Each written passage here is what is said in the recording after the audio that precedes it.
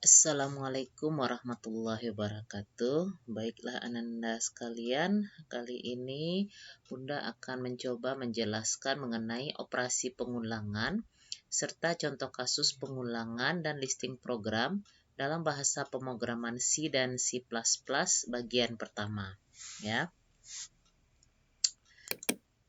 Nah, kita lihat di sini perulangan atau dalam bahasa Inggris disebut dengan loop, ya. Loop itu adalah suatu instruksi program yang bertujuan untuk mengulang beberapa baris perintah. Nah, kita lihat ada syarat yang harus dipenuhi untuk sebuah perulangan. Yang pertama, itu adalah adanya inisialisasi, yaitu tahap mempersiapkan kondisi awal untuk melakukan sebuah pengulangan. Tahap ini merupakan tahap sebelum memasuki tahap pengulangan, misalnya mengisi variabel berupa nilai awal. Nah, yang kedua yaitu adanya proses bagian pengulangan dengan melakukan proses yang dilakukan secara berulang-ulang sesuai dengan perintah. Nah, yang ketiga adanya iterasi. Iterasi ini adalah tahap terjadinya bagian pengulangan dengan menambahkan pengulangan agar terus berjalan. Nah, tahap keempat adalah terminasi. Terminasi ini merupakan tahap berhentinya sebuah pengulangan. Tahap ini adalah tahap penting dalam pengulangan. Karena kalau tanpa perhentian, maka pengulangan akan terjadinya pengulangan yang tiada berhenti. Jadi ada tahap untuk penghenti dari sebuah pengulangan. Nah, kita lanjutkan ya. Nah, di sini macam-macam struktur dari operasi pengulangan. Nah, kita lihat yang pertama, yaitu menggunakan sintak for, ya. For dalam bahasa C dan C++, begitu juga dalam bahasa pemrograman yang lainnya. Nah, dalam penulisan dasar format perulangan for, ada bagian yang harus kita perhatikan. Nah, ini standarnya ya, atau defaultnya for. Nah, di dalam kurungnya nanti berisi nilai awal, titik koma, batas pengulangan, titik koma, kemudian pola, buka kurung kerawal, kemudian statement ya atau pernyataan-pernyataan yang akan dieksekusi selama kondisi dari for ini bernilai benar, kemudian tutup kurung kerawal. Nah, kita lihat contoh program untuk perulangan for di sini dalam bahasa C. Nah, di sini kita akan mencetak angka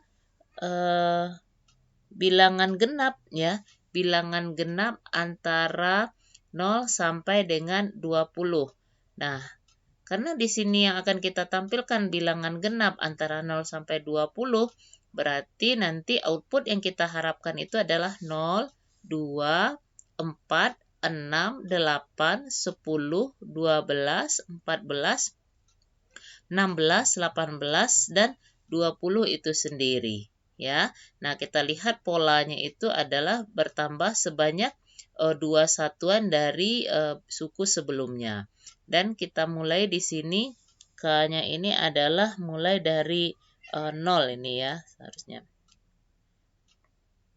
Atau di sini mungkin karena K-nya mulai dari 1, bisa kita buatkan adalah menampilkan bilangan ganjil dari 0 sampai 20. Berarti kalau kita mau menampilkan bilangan ganjil dari 0 sampai 20, ya.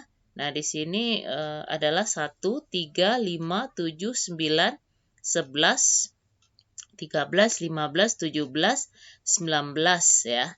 Nah, 21 nggak masuk karena batasnya di sini adalah pengulangannya sampai 20 ya. Nah, kenapa saya ambil di sini ganjil kalau dilihat dari programnya? Karena K-nya dimulai dari 1. Kecuali K-nya dimulai dari 0, maka ini adalah bilangan genap.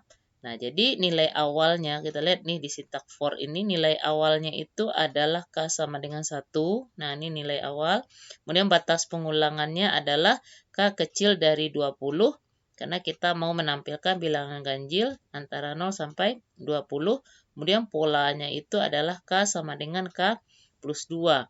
Karena selisih antara setiap suku berikutnya dengan suku sebelumnya itu adalah sebesar 2 satuan. Kemudian buku kurung kerawal. Nah, di sini adalah perintah printf, itu tak lain adalah mencetak daripada nanti nilai K. Nilai K di sini tak lain adalah bilangan ganjil. Nah, tutup kurung kerawa, kemudian diakhiri dengan return 0.